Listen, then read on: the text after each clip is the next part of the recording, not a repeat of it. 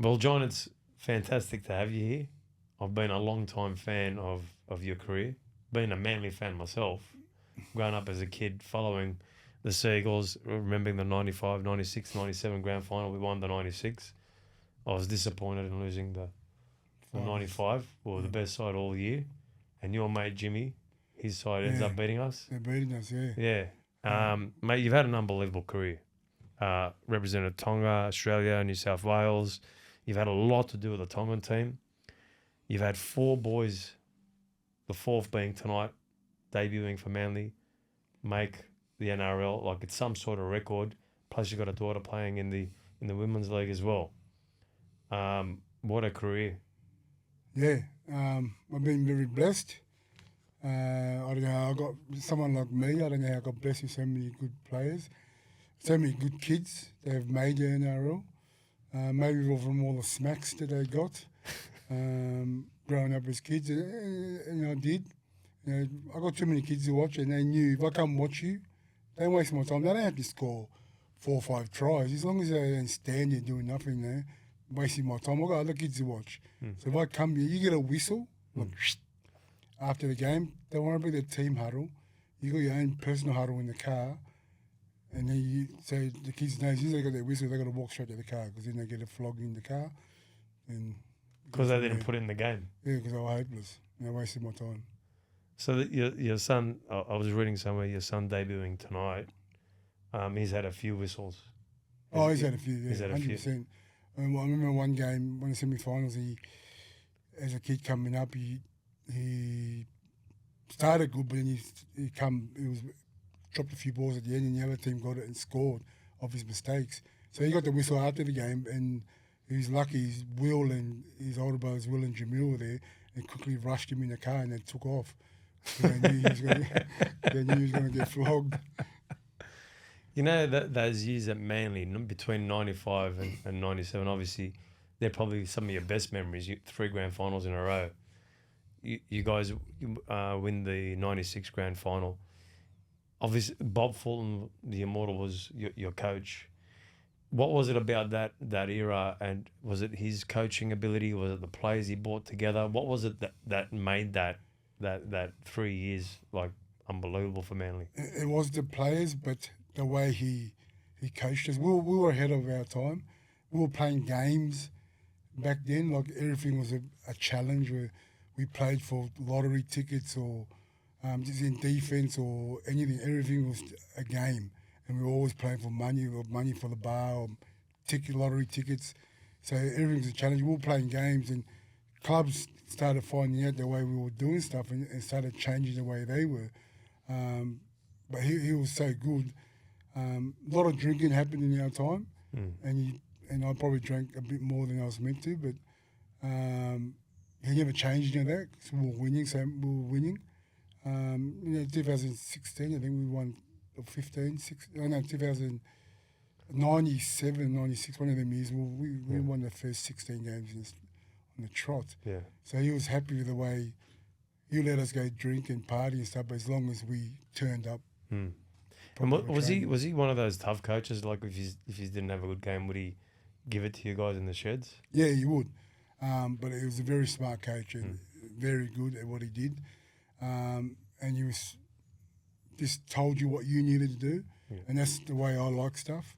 Don't give me 100 points or give me points about this player, what he does, and that. Just tell me what you want to do, and that's it. If you give me too much, I won't listen. Just tell me what you want, and that's what you're going to get. When you were playing back then, obviously you're at Manly till about 99. You then go to the Tigers. Yep. Terry Lamb was your coach there. Terry Lamb, yes. What was that like? I mean, it was the West Tigers, right? They were bringing players from everywhere. Yep. What was that initially like? I remember when he's all first got together. I remember he's beat Manly as well. Yeah, and it was a bit different because all I've known was Manly. Yeah. Since I was a junior, everything was Manly. Then all of a sudden I go to the Tigers. There's players from everywhere. And what made it a bit easier, there was Terry Hill that came over with me, and there was already Craig Hancock that I played at Manly. He was there the year before. So it made it easier, but it was just trying to keep everyone together and all different attitudes and stuff. But we all come good, and I really enjoyed my time at the Tigers. Yeah. Obviously, it came to a bad end over there. Yeah, well, And it was supposed to be, I read it was supposed to be a wedgie. a wedgie. I told them I was down for a wedgie. They gave us the one angle, the camera.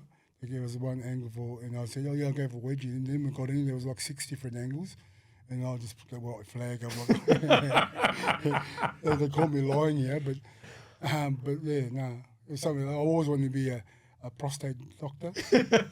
I had a bit of fetish for asses, and I thought, I couldn't do my practical because I was always training, so I thought I'd do it on the field. And then, all I was doing was raising awareness to prostate cancer, the biggest killer for men. And I got 12 weeks, yeah, it is. And I got 12 weeks for it. The NRL should have paid me and put a billboard up about the biggest killer for men, yet I got 12 weeks suspension.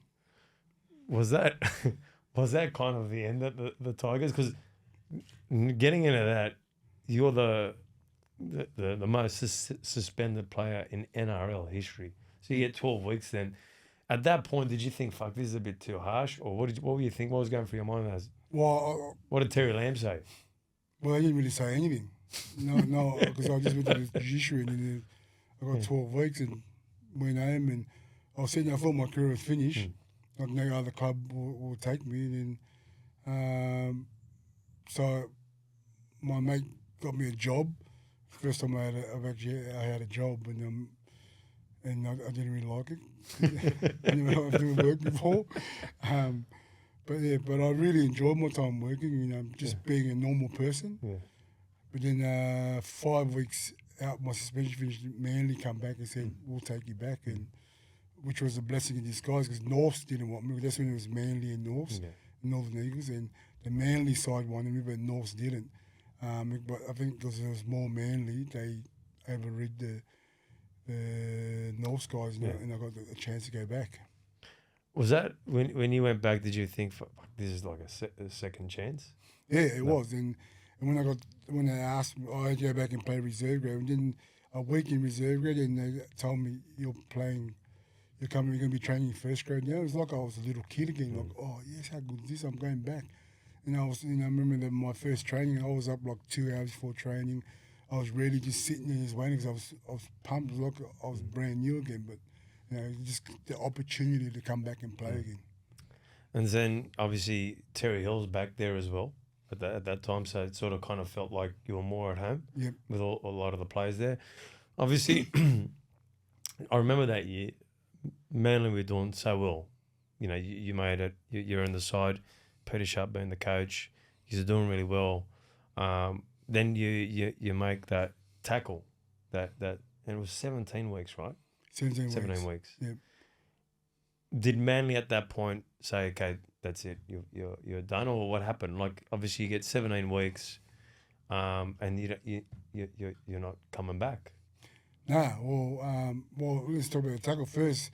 Terry Hill shot out the line that's set before, and tackled Keith Galloway, and he come back holding his shoulder. He said, man, this guy's, he's hard to hit. And I said, next set, cover me. And that was my last tackle in the NRL. It wasn't meant to be high. I was meant to jump in the air to try and do a shoulder charge, but my elbow raised and I got him in the head. But yeah, I got the 17, 18 weeks, and pretty much Manly said, I think they told me, do you want to retire? And I didn't. But then I got offers to do boxing, and I said, yeah, okay. And because it was such a long year, I took up boxing, and I started boxing before the suspension finished. And it was a blessing in disguise because I was really happy that I made the decision to go to boxing. Obviously, you transitioned into boxing, and you win an Australian title. Did you think that you had the ability to get that far in boxing? No chance. I only started doing it really because I didn't want to do a 9-to-5 job, and I was getting paid by sponsors to to train and also for my purse to fight. That's why I took it up. I didn't think I was going to go that good, that quick. Like I won the Australian title in my 11th fight, which was, I was very lucky. And I fought Bob Mirrick, who had been Australian champion, I think, 3 times. And he had over 50 fights. And he's me with, by the time when I fought him, it was my 11th. No one gave me a chance. But, if Bob was such a tough competitor, if I sat back and let Bob jab, he would have killed me. He would have jabbed my head off. So my game plan, I had to fight dirty. So I'm headbutting him. I'm trying to break his elbow and put him off his game. Yeah. Put him off his game, and it got me the opportunity to come in and throw these bombs at him. Because as I said, if he sat back and boxed, he would have smashed me, poor old Bob. And I was just lucky enough that my game plan, being the type of player I was, dirty. Was that being dirty? Was that one of your traits that made you the player that you were? I think so. I just. What was the mindset of getting out there, like on the field? Like, did you want to kill? Yeah, I hated everyone. Some guys. Sometimes I'm shaking guys' hands before the game and laughing. The next, then on the field, I'm dropping the elbow on them, and they're like, "This is the same bloke. Just said hi to me." Yeah. I'm good mates with everyone off the field, but once I go over that white line, everything changes. Like, don't talk to me, don't shake my hand, nothing until game's finish. I love it. Now, good mate Tyron Smith manages your boys. Fantastic manager. We talk a lot, and we talk about also, we're going to the kind of areas like rugby league managers kind of run the game sometimes. Certain sides, they're putting in the players that they want to put in. Back in your day when you were getting managed by a rugby league manager, what was that like? I mean, you know what Tyron Smith's like. Yeah. What was it like back in your day? Well, they did it. It was sort of like the same as these. I don't think the managers had as much pull when we were playing, but they still. It was all about them. What do I get if I bring you this player? When Ty's, I'll bring him. What's he getting? If they say no, we'll give you this if you bring him. He goes, don't bring me. I don't want that money. Give it to the player, and that's the difference.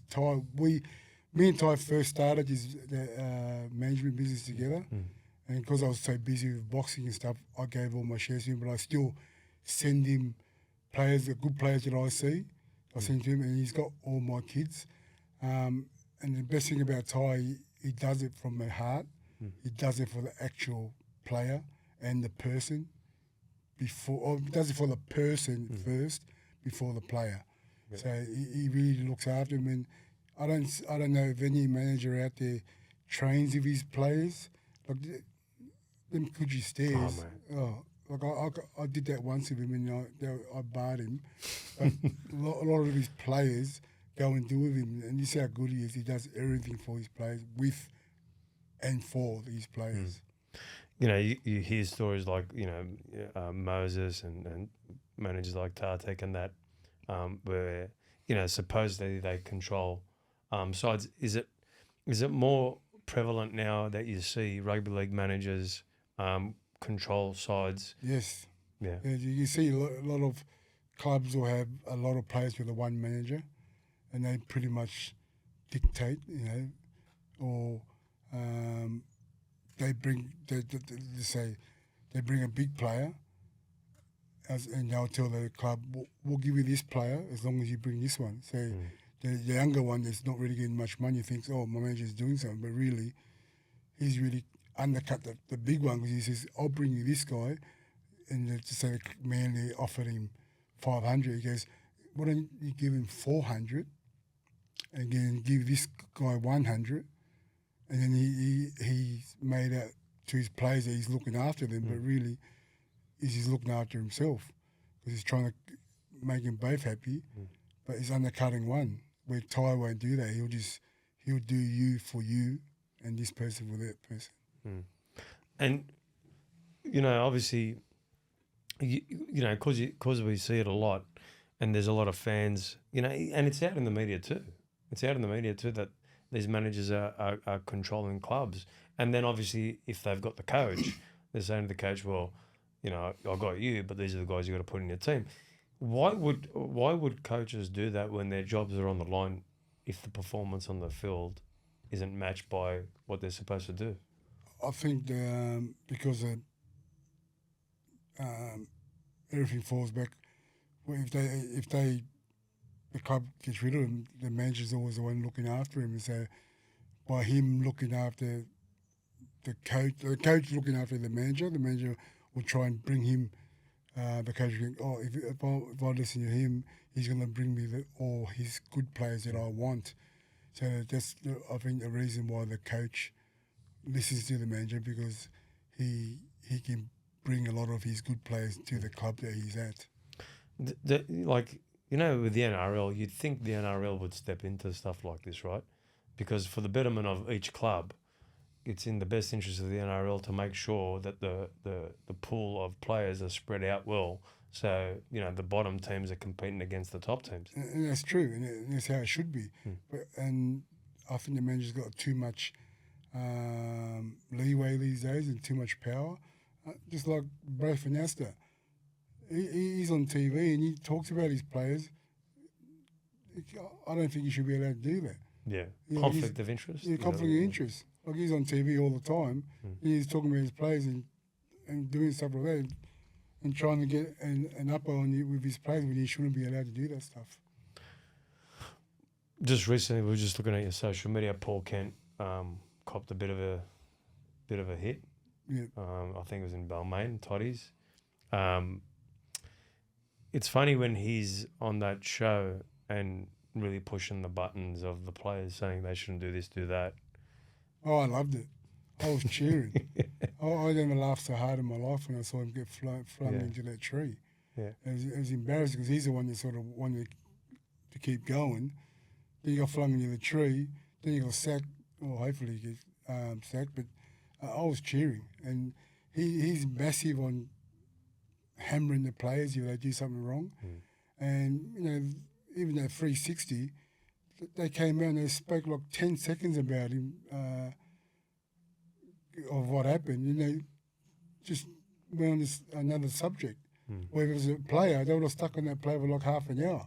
Yeah. But him, one day they'll jump in and start hammering him like they do when players stuff up.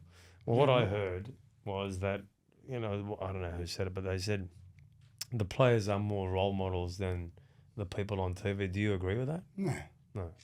And that's your role models because they're on TV all the time. Yeah. They get seen as much as the players. And and the players are a bit more because they're actual players and the fans follow them more than they do the commentators. But these commentators are still, people still look at and watch every day, every week. Yeah. So it is as much in the limelight like we are. So if we get hammered, why do they get hammered? Yeah. That's true. I guess, when you're looking at it from a player's perspective, obviously a lot of players don't want to really talk about it that are still kind of playing the game. They don't want to go there. But I think there was probably, a fair few going, well, he's been coming after me or my career. Yeah, I was cheering. I can't stand the bloke. Yeah. And that should give me a segment where I can hammer it. Because they should give me a segment where I hammer the rest of them. Especially commentators, that stuff up. Yeah. Because they can't, because they work together. Like, who cares? If you can hammer a player, you're a former player yourself, why can't you hammer a teammate? Yeah. A colleague that you're working with. Yeah. And you've never kind of been short of telling people what you think of them? No. If they've done wrong by me, I'll let them know. Yeah. And as I said, I was cheering when that happened to Paul Kent. Yeah. Could have happened to a better bloke. Tonga, you're a big part of the Tongan team. You've been able to get a lot of these players together and play for their country. That's not an easy job. No. Well, 2017, we had our squad. and because we didn't have Tamalolo, Fifita, there was a few of them that for New Zealand played for New Zealand and Australia, so they were in our squad. Then they spoke amongst themselves, and then they come to us. We're about to put the team, name the team, and they came out and said, "No, we're all playing for you guys." And we're like, "Oh, how good is this?" So we had to change our team, and it was the best thing ever because when them, like Tamalolo and Fifita, especially when they come across, then everyone just wanted to stick. And your guys under him who were going to get picked for New Zealand and Australia, they all said, if you go, we're going. And they all stuck together. And that's the good thing about it was that they stuck together and they didn't want to go back. And did you have a word to the boys yourself? Did you say, hey guys, this is why you got to come across and represent your country? Yeah, we tried, but family comes first. And the money difference is doesn't even rate on the Richter scale. Because Australia's up here and we're like right down the bottom, and we couldn't. We wanted them to come, but as I said, family comes first, and your family and the money you get here is more important than playing for your country. But these guys, because they were getting their pay packets at their clubs were so good, they said we're not really worried about the international money. We just want to play for our home nations, and it was the best things ever happened to us, but not only to us, but to the international football, because everyone was sick of just watching New Zealand, England, Australia, 3 teams. With us and Samoa coming in, it made it a bit more exciting, and now people want to watch. What's the rivalry like with the Tongans and the Samoans? Is there a big rivalry there? Yeah, we're all great mates in that, but I'd rather lose to Kenya than lose to Samoa. It's just the hatred that we have during the game. Like we're all great mates and brothers, and that, but when it comes to the game, that's the only game we want to win on the calendar for that year is to make sure we beat Samoa, and they're the same to us. Being a rugby league player, it's very physical. It's a brutal sport, and boxing as well. Out of the two, which one's more brutal? Which one's harder? I mean, you pick 2 sports that are not easy. I'd have to say boxing. Yeah. Because when you're in the ring, you're by yourself, so you can't do a hit up and then expect another guy to do a hit up for you. It's when you're tired, it's you. So I'd have to say boxing because when you're getting punched in the head, our mates can't come in and help you in the game in the boxing ring. But as a team sport, like I won the Australian title in boxing. I won the grand final for Manly. The grand final meant 20 times more than me winning the boxing, the Australian champion. Look, I was happy, but when I won the grand final for Manly, I was just joy. The happiness was just under me having my first child. Just a difference. Like I was happy I won the boxing champions, not as much as when I won this. Maybe because I grew up playing rugby league and that's where my love was. So that's I loved winning the title more with Australia, but in saying that, boxing is way harder. Yeah. When you obviously to play, but both those sports require a lot of fitness. How important is it not just for you back in your day, and how hard did you train back then, but how important is it for players today to really focus on their fitness, their training, their recovery, to become that best athlete? Like, what do you tell your boys? Well, I don't have to. I've never had to push any more boys for training because they always saw me training, and they just started doing it themselves, and they all train together. But it's massive, fitness in the game.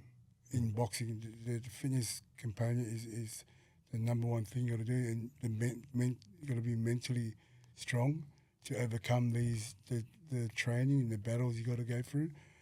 But it's just so hard. But you got to push yourself. you got to push yourself through. Were you good on the training field? Where would you rate yourself? No, I was hopeless. I was always at the back. Yeah. I was always at the back. But But game day, you put it on. yeah, game day it was different. As soon as I put my jersey on, I was really. But I never thought about my opposition or anything until as soon as I got in the change room, got changed. Then my head was on. But yeah, it was just different. I wasn't a good trainer until I started boxing, and I had to because I was by myself. Where I had to, when I was doing league, if they told me to go do a training program, I always cut short because I'm by myself. But in the boxing, I knew I had to do it because when I'm in the fight, there's no one else to help me out, it's only me. The Paul Gallen fight, I was watching the whole press conference, the lead up. It didn't quite turn out the way you wanted the fight to turn out. No, and I'd had 10 years off, and I thought 4 weeks training I'd be able to beat him, and it wasn't the case. He got me in the night, he chinned me with a punch, and it wasn't hard, but he just got me on the spot. It was all over. And as I said, I trained 4 weeks for it, but I'd like to fight him again because I'm actually training properly. Are you jumping in the ring again? I'm fighting in 4 weeks. 4 weeks, yeah. But as I said, I'd love to fight Paul again just to rectify myself and do it properly. Not going into it thinking, I'm going to beat him easy. He's only a football player. I'll be sweet. And I totally got it wrong, and Paul gave it to me that night. Is this training camp longer? This one that you're on right now, where you're going to fight in 4 weeks? Yeah, it's longer, but in saying that, I've been doing boxing properly for the last year. Like I was training every day doing boxing, where before I fought Gal, I did nothing, and then they see you fighting, okay, 4 weeks, that'd be enough. Wasn't Got enough. that wrong. And what are those like, when you're getting ready for a fight, do you need a 12-week block? You need a proper 12-week block? No, well, all my blocks in boxing have been 6-week blocks. Yeah, 6. So you start off and you go hard, and then you taper down for the last week. But yeah, that 5-week block is really hard. After that Gallen fight, did you actually retire? Did you go, that's it? Yeah, well, I was finished before that. I said I was it before Gallen fight. Then I got offered Gal. Then I said, that's it. Then I fought Lucas Brown after Gallen. I lost that one too, but I only trained one day for Lucas Brown. I got asked on a Wednesday. I said yes because his opponent pulled out. I trained on a Thursday, Friday off, and I fought on Saturday. I nearly got him in the first round and then ran out of breath, and then he knocked me out in the second. Wow. Talk about taking a fight with 1 day notice. Yeah, I've always said I don't care if I go to sleep. Yeah. As long as I wake up and my bank balance ticking over, that's all I care about. I guess you have to really think about your bank balance. 11 kids. Yeah. And 11 kids, youngest being 6. We were talking about it before. What does the grocery bill look like? Our grocery bill is between 800 and 1,000 easy. Who does the shopping? Me. You. Yeah, because my wife does. She's hopeless, and she can't cook. She's the worst cook in the world. And she can't cook, but I do it because then I pick what I want. So if she gets it, she won't pick the stuff that I want. Yeah. So yeah, I do all the shopping. I do all the cooking. Has she done that on purpose to be a bad cook? Nah, she's hopeless. Great cleaner. All she does is clean, which is great. But then sometimes you try a t-shirt on, you take it off to try something else. You turn around it's in the washing, Wow. Which is good. But at the same time, I'm still going to use that. Yeah. But wish she knew how to cook. If her cooking was as good as the cleaning, she'd be a #1 chef in the world. But how do you cook for that many? Like, obviously, a few of them, the kids have moved. How many are still at home? There's still 8 at home. 8 at home? Yeah. It's a bit easier now because I've got a few older ones, so everyone takes turns of cooking. But we don't do nothing special. I got this big bowl of pasta. Most of the stuff we do is we grill. Yeah. Just grill and potatoes and stuff like that. Just nothing special. Yeah. I heard your wife's pretty tough as well. Yeah. Yeah. Yeah. As I said, but when I spoke to the kids, she's more tougher than me. Yeah. I'm grateful that she's in my life, because without her, I don't think I would have had a career, because I would have been just in trouble all the time and would have went partying, and she sort of pulled me in the line a little bit. Yeah. Was there ever days or nights while you were playing where she'd go, where the hell are you? Oh yeah, because when I was playing, a lot of games were played on Friday night, because top round table clash was played on a Friday night. So after the game, I'll be gone Friday, Saturday, Sunday, get home Monday morning. And there was a lot of that. The lucky thing was there was no mobile phones back then. Yeah. But I told her I'll be home at 7, but I just didn't tell her which 7. What happens when you walk through the door? Oh, she's going off ahead. She's off me, so she'll be off me Monday, Tuesday, Wednesday. Comes good a bit on Thursday, then it's Friday again. Then I'm doing the same thing. So even the NRL had it tough. My poor wife had to put up with all these years. How's she? She must be a proud mum now with your boys that have made the NRL. What's she like with the kids when they make it? Obviously, you're pretty tough on them when they're playing. What's she like with the kids? Yeah, she's the same. She's tough, but she's more lovable to the boys. Where like I was emotional when my daughter played the NRLW. Yeah. I don't really get emotional when my boys make it. Like I'm happy. I'm grateful for them being able to achieve their goals, but I was more happier seeing my daughter debut than seeing my boys debut. Yeah. Obviously, it's some sort of record having 4 boys in the NRL at the top level, and we were talking before, and my brother was saying, he loved your mongrel on the field, and you said, you had to tone it down a bit. Jamil had your mongrel, right? Yeah. And obviously, things didn't quite work out for him. What was that like? Was that a hard period of your life when things didn't quite work out for him? Yeah, well, he was meant to debut when he was 18. Yeah. Then he got locked up the first time. He got locked up for a year. Then he did come out and do a year of probation. So I sent him to Brisbane to get away from his mates and just hang around footy mates. And by me doing that, he went to Brizzy, played a year of reserve grade, and he started playing first grade. And then the new coach came in, Ken Waters. So he got up St George and Penrith, Newcastle wanted him, so he come back home, hung around his mates and went locked back and got locked up again. But in saying it was very hard for us as a family, for especially when one of your children get locked up. And it was only because I was lucky. I got friends on both sides of the fence, and he was looked after from day one. So I was very lucky in that sense. Like when you look at it and you have 11 kids, I mean, you've done a wonderful job. It's not easy. No. It's not easy being a parent. I'm a parent myself. It's hard, and for you to have 11 and almost like everyone's like perfect. Yeah, I don't know about perfect. Not perfect, but like look at Will, for example. Yeah. Like he's like a poster child for a great kid. Where's that come from? Yeah, well, not from me.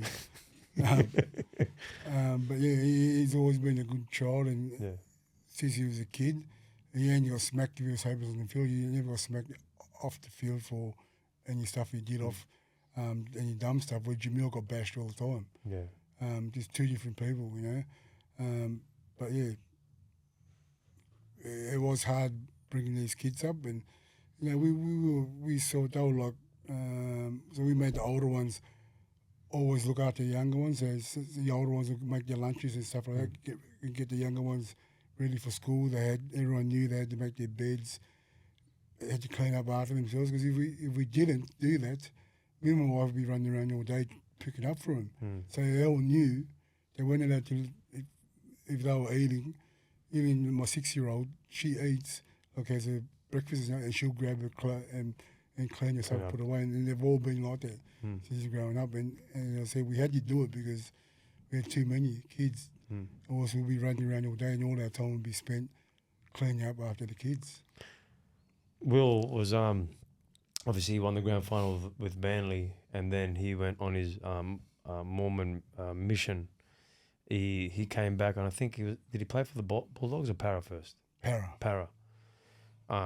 He ends up at the Bulldogs, but before he left, he was having a hell of a time at Manly. Like, he was playing unbelievable. Like, he was. With those 2 years that he had off, did that affect his game? Because he was a freak at the start. Yeah, well, I thought it did, but then he was in a good team. Mm. So when you're in a good team, your talent shows more because you expose yourself more because you got better players around you. And it did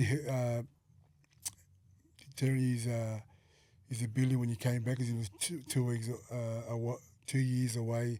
Everyone's gone stronger and fit, and he's got to start all over again. Then he came to a club that wasn't going as good. He was struggling, so I thought he was hopeless when he first come back. And I think it wasn't for his name and what he had done in the games thus far that I would have picked him in reserve grade from some of the games he played in. But he was lucky because he just did his job, but he wasn't making the breaks like he was doing at Manly. But in saying that, he was in a better team at Manly than when you went to Para. Obviously, like when he was playing for Manly, he pretty much made it like that he was going to always go on his Mormon mission. What was that like for you, knowing like he's at this peak right now and he's going to go away for 2 years? What was the conversation with you at that point? Well, in our religion, that's big in our religion. You go away and he's always said he was going to go, and I was never going to stop him. Being a father, most fathers say, "Oh, don't worry, just look at the money," because the money he was getting offered was massive, and he walked away with it because this is something what he wanted to do, and I didn't want to stop that because that's something he wanted to do as a kid, and if we stopped him, he probably wouldn't have kept playing. He would probably have stopped and just walked away from the game. So it was something I was never going to stop him doing, and I was actually more happier that he walked away and went and served his mission than staying and play. Yeah, obviously, while the boys were playing, you've had your fair share of sort of assault charges. How does that and correct me if I'm wrong with anything. How was like you being in the tabloids? Did that affect your boys at all? Like when they were playing, because they look like nothing ever affected the boys. No, because it was always do as I say, not as I do, and they all knew that. Don't follow what I do, just do as I say. And Jamil probably followed it. He followed a bit too much than what I did. But that was my motto: do as I say, not as I do. And they were lucky enough because they also got beaten at home if they were naughty. Yeah. And they knew they couldn't really play up. So I was just lucky that way. You're going to be at the game tonight? Big night tonight. Massive night. This is my 5th trial to make it. And it was a lot quicker than what we thought. He got asked to just come and train with them in the pre-season. It was only meant to be from October to December last year. And then he exceeded expectations. So they said, a bit longer. And then he got the trial against South. And then he played okay in Roosters. And then they ended up taking, because he was going so good, that they took him to Vegas. And that was totally out of the blue because we didn't think they'll take him. He wasn't even meant to play a trial, and he did. But I think it all happened the week before their first trial. The backup fullback injured, so Lehigh he never did in the post. All he did was extras when the teams were playing the post, and so they threw him in as the fullback for the other team. And I think he ran down. They told me he ran down Total Cola and stopped a try. He ran down Bullimore. He got an intercept to stop a try. And I think he picked off Tommy 2 or 3 times. Wow. And they just went, "Oh, where the hell's this kid come from?" And that's pretty much where it all started. And now he's halfway through the year. He's playing first grade. He's got the speed. Has he got more? Is his speed better than the other boys? Oh, coming up as a kid, I didn't think he was. I thought he was just quick, but not just quick enough. Not quick. He was like Will. Where Albert had all the speed. But I don't. But they're saying he's really quick now, and I can't see it because I coached him as a kid, and he used to do my heading because everything was so laid back, and I don't know how many times I slapped him in the head for being too laid back, and but they're saying his speed has picked up, but we'll wait and see. You helped the SG Ball kids at Manly. You weren't supposed to. You were coaching them, right? No, it was Harrow Mats when they went through undefeated because they Manly let go of the coach a week out before the comp started. The coach that they had, they got this new guy, and he didn't really know anyone. And 11 of my kids that I coach on the weekend was in the Harrow Matthews team. Wow. And so they asked me, so I went down and helped out. And we were lucky enough to go through, they went through undefeated and won the comp. But 4 of my kids that I coached at the Guildford Owls are playing first grade now. That I've had since under 7s all the way up. Wow. 4 of them are playing, and there are also 3. Which players are they? The Fainu brothers. Oh, yeah. Tigers, and Josh Federley, who's playing first grade this week. Who debuted last year. So there's them 3 now. Lehigh, there's 4 of my team. Wow. That's the most that I've had because before that. I didn't want those boys to go, the Fainu brothers. Yeah, neither did I. But I don't know. I don't know what happened between them and It was a silly player swap, that one. I don't know what happened there because you can see they've got a lot of talent. Even like they're playing at the Tigers at the moment. Like, I think one of them's starting the side in the back row. Yeah, Sam. And the other one's coming in as hooker. Yeah. Very, very talented. Yeah, that's it. Could you look when you were looking at those players? Could you see like, fuck, these kids are good. These guys are going to stay here. Yeah. Well, I thought they were definitely them 2. Well, all 3 of them. I thought would play first grade. Yeah.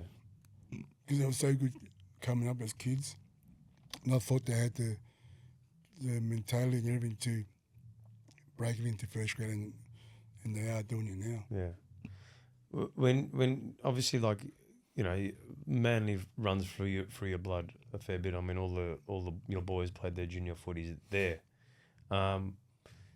Where do you see their strengths and weaknesses? Do you see they done really well at the start of the year, and now they're sort of like plateauing?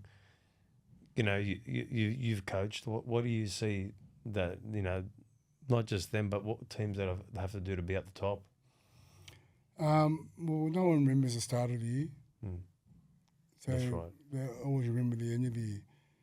So they just sort of build and come. Most teams that win the comp start coming good, like really good, 8-9 games out before the semis, and they're just on fire. But they've just built, they've been up the top, but they haven't really, plateaued. And then 8-9 games, they just start lifting, and teams that do that, they end up going through to win the comp. And as I said, no one remembers the start of the year. You can start the year on fire, but then no one remembers you at the end of the year. Yeah. It's the guys that just sort of come up towards the end of the year. That's the other ones that win. Did you like coaching when you were coaching at Harrow Matthews? Because obviously you've done a tremendous job with your boys. You say it as it is. When you were doing coaching at Harrow Matthews, the NRL said you can't coach anymore. Is that right? Yeah. So everything that I've tried to do, the NRL's tried to block it. And I was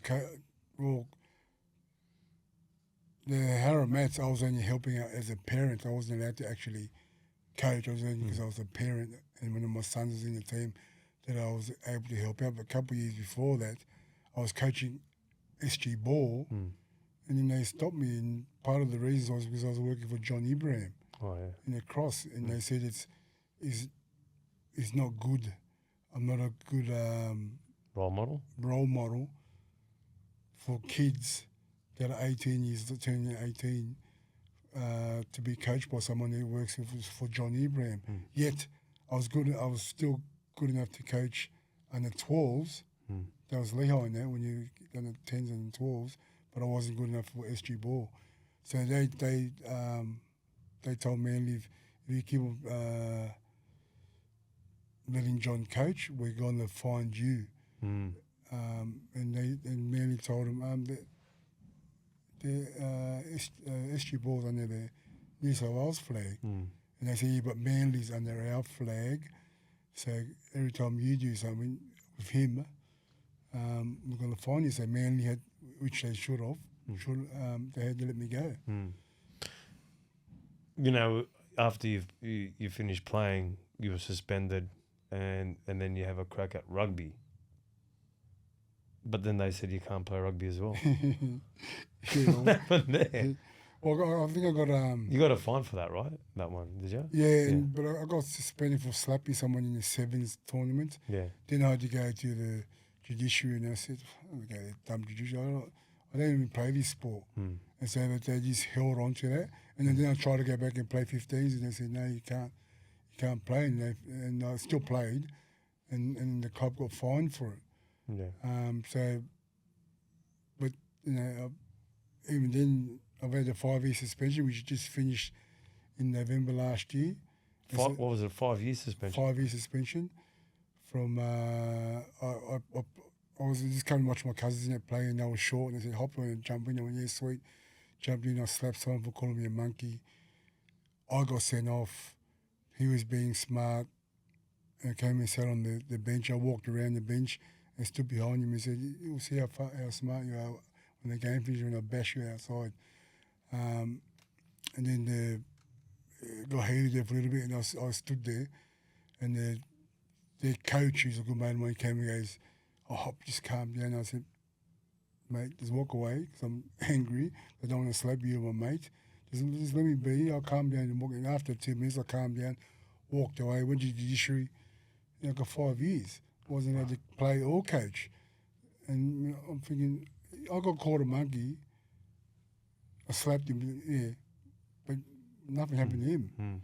But now, the Ezra Man thing is massive. Yeah. I called a monkey, even though I still think it's stupid, it's black on black. That's right. That was that's the dumbest call ever. And these guys, like Jonathan Thurston, they coming out there in 12 weeks, they forget. That's embarrassing. That's embarrassing, them saying that. Because they were just as bad. They were just as bad, if not worse, on the field when they were playing. Yeah, they'll carry on about this. What do you think about that? Like, I've seen a lot of it, lately, where they're, especially that incident. You know what I mean? Because I was talking to a few guys, and they said we were called that all the time, but it was our guys calling us that too. Do you know what I mean? Like, and I said, well, I asked those guys, did that affect you? Because when it's your own calling you what you are, it's all right. Like, there's no big deal. Yeah, well, that's what I thought. I remember calling someone a monkey, and then he goes, "Shut up, big gorilla," and I was giving him a fist because he one was better than me. Yeah. And we laughed and he went off. But when you're own cause, no one means it. Even if a white guy... It's like, it's a brutal sport. Yeah. It's in the moment. It's in the moment, and even if white guys... So it's a bit different when the white guy says it because he don't like it as much, but he doesn't mean it. He's just saying it in that moment. Yeah. He doesn't mean it. Yeah. It's just because he's the heat of the moment. You say things. Yeah. And I think that the Azure Man thing got carried away. Yeah. And I think he shouldn't have snitched like a little bitch. But he did. And it's only because the media jumped on it so hard that these guys had to carry on with it. But some of them were carrying on too much. It was like Chuck Mundine said, which he said, it's fair play. It's black on black. They were just saying stuff at the heat of the moment. No one actually meant it. So, yeah, and you see that, and then you see, and let me ask you a question. What do you think about these players now that are coming out? And they're all different. And you know, when I look at concussion, because I was talking to Bob, and I said, are you know, he's 80 years old. I said, your mate's still alive. He goes, they're either dead or they've got Alzheimer's. And so the concussion is become a massive thing in rugby league. It's huge, right? Now you're seeing players come out, you know, and every situation is different, saying, you know, I was pushed too hard at training, you know, the heat and all that kind of stuff. Was it like that back in your day? No, and especially when training is, you just train.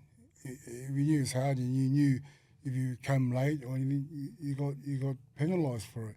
And the guy that from Bulldogs that said to the trainer, you got hammered at training, and that's embarrassing for him to do what he did, because everyone knew if you made a mistake and you had to be fined, not actually fined, penalised, you had to do stuff like that. You did it, got over it, went home.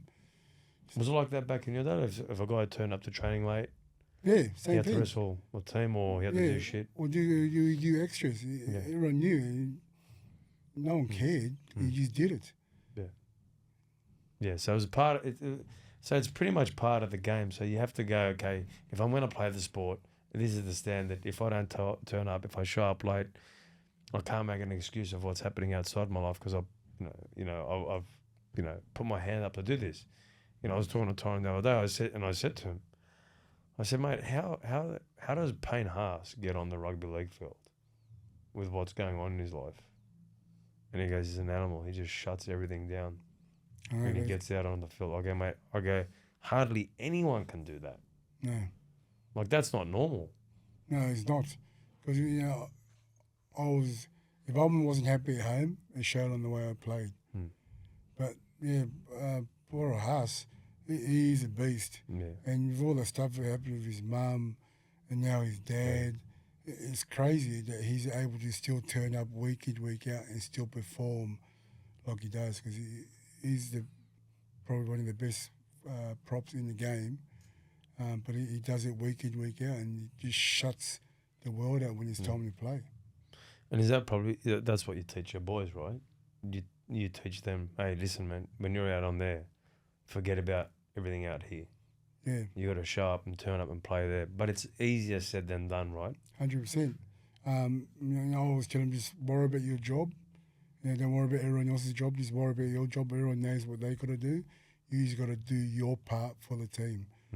Okay, and also don't waste my time. But get in there, get involved. The more you get involved, the more you want to get into the game, the more you want to play. Instead of just stand there and doing nothing. So, yeah, I've been lucky. Yeah. What are you doing now? What's happening? What's happening in your life right now? I'll just do my best. I help. My mate has a tipper truck that he sometimes rings me to go and help him, which I love doing. Gets me out of the house. I go help him. All I do is drive the tipper truck to the tip for him, unload and come back, and the boys refill it, which I love doing. I don't mind doing a bit of hard work every now and then. Not every day, but every now and then. But I'm lucky. I got a mate that looks after me financially, helps me, so I don't have to work if I didn't want to. Yeah. And obviously, you're back in the ring again. Where's the fight, and where can people watch it? It's in Canberra. I don't know if it's come out in the media where they can watch it, but it's in Canberra. I'm fighting a guy named Dave Padavan. He's a Hell's Angel, and he wanted to fight me to try and get his name out there. And I think he picked the wrong person, because when he picked me, I was actually training.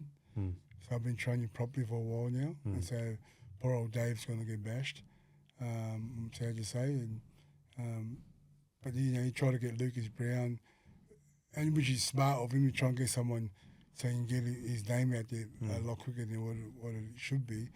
But yeah, I think he's picked the wrong person. But didn't Lucas Brown just get beaten up in one round just recently? Yeah, that's true. Lucas is old now too, and But yeah, I still think Lucas would have still Taken him out. still have taken him out. But I think Lucas was after the purse more. Just like me, I'm not here to make a career out of it. I'm here to make money. So until I stop earning money, then I'll stop fighting. So you'll fight till you're 60 if they say, hey, listen, money's on the table? If they're giving me good money, 100% I'm fighting. Yeah. As I said, if I go to sleep, as long as I wake up and the balance is ticking over, it's horrible. Well, John, I just want to thank you, man, for coming on, man. There was amazing stories. You've done unbelievably well bringing up 11 kids. You know, you should be proud, 4 great kids that have represented the NRL. It's some sort of record. And you got your daughter also playing. You got more coming through. Yeah. Like, how do you get around all these games? Like, how do you share all these games around? Well, if they're sort of close together, we go. Me and my wife will go, but when they're split around, we have to split. Yeah. And sometimes 1 or 2 kids we don't get to watch, but I always lie to them, say they're going to tell me how you play, because if you're hopeless, I'm still going to bash you. So I still lie to them, so they think, oh, my dad's still going to know. So they go out there and don't waste anyone else's time. Yeah. And when I was talking to Tyron, because I asked him a few times to get you on here, he said, mate, John doesn't go anywhere. He goes, I've got him on. It's true. It's not easy to get him. Yeah, it's true. I get asked a lot, and every now and then, if someone I really like or know, then I'll say yes. And because Ty's one of my best mates, and he's got a lot of good words about you. Does he say good stuff about me or not? Yeah, well, that's why I'm here, mate. That's why I'm here. That's what I'm here. He goes, mate, I got you, John. And then he'll message me later. He always says, mate, no one fucking cares, bro. No one. You got to put in the work. Yeah. Like we say it like to each other like that, And he is a great man, and he helps so many kids, man. Oh, man. But you do as well, though. Like people can look at this part of you, but essentially you're always helping kids too. All the time. I'm always in the junior footy field. I'm always helping. Always give my time for free for the kids. If anyone asks me if I come and coach, 100% I'll come and coach. I always like to give back to the game. They gave me, but I get offered a lot of jobs of coaching and I get offered money to coaching, but I'd rather coach my own kids so they can make it. Yeah. Instead of coaching other kids. It's sad to say, but I'd rather watch my own kids and through my experiences, give them my experience so they can try and make it. And I've been lucky enough, I've got 5 that have played NRL. So it must be working, plus the smacks. Yeah, for sure. Well, John, thanks a lot, brother. And thanks for coming down. And I hope you do really well in the fight in Canberra. And I'm sure you'll take that fight out. And if Paul Gallen's watching and he wants to get back in the ring, you're ready for him. Please. Yeah. Please. Awesome, brother. Thank you. Thank you very much for having me, mate. Brother. Appreciate it.